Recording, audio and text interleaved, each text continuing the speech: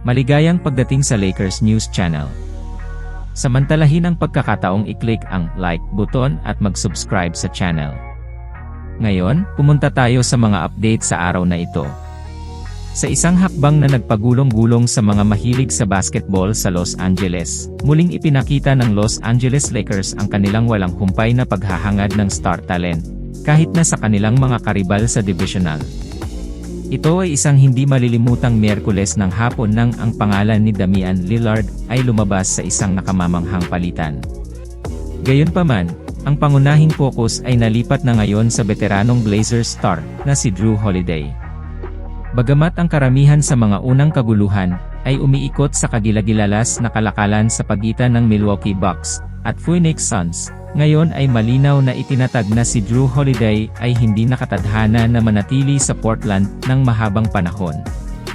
Hayagan niyang ipinahayag ang kanyang pagnanais na sumali sa Lakers. At sa totoo lang, sino ang maaaring sisihin sa kanya? Tunay na kapanapanabik ang pag-asam ng Holiday na makipagtambal kay Anthony Davis at LeBron James, at mukhang handang gawin ng general manager na si Rob Pelinka ang lahat para matupad ang pangarap na iyon. Ang malalim na pinagmula ni Jrue Holiday sa Los Angeles, bilang isang lokal na produkto ng kanyang mga araw sa kolehiyo sa UCLA, ay ginagawang mas kapanapanabik ang hakbang na ito.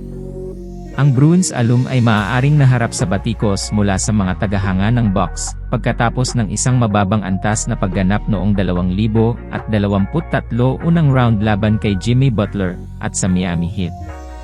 Gayunpaman, mahalagang tandaan na kakaunti ang mga manlalaro sa NBA ang maaaring tumugma sa mga multifaceted na kasanayan ni Holiday.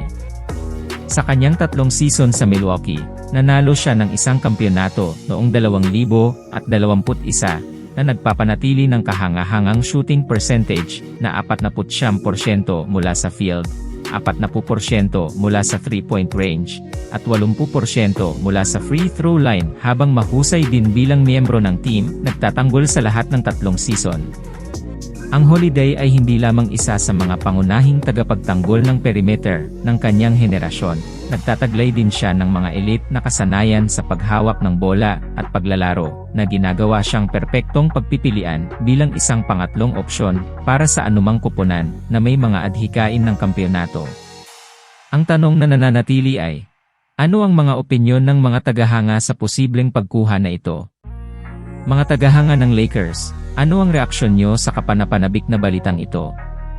Sa napakaraming kabataang prospect at mapapamahalaang kontrata sa koponan, si Rob Pelinka ay maaaring gagawa ng desisyon na humuhubog sa kinabukasan ng Lakers at, who knows, itataas ang kanilang ika-18 championship banner sa 2024. Ano ang iyong mga iniisip sa potensyal na karagdagan na ito ng Jrue Holiday the Team?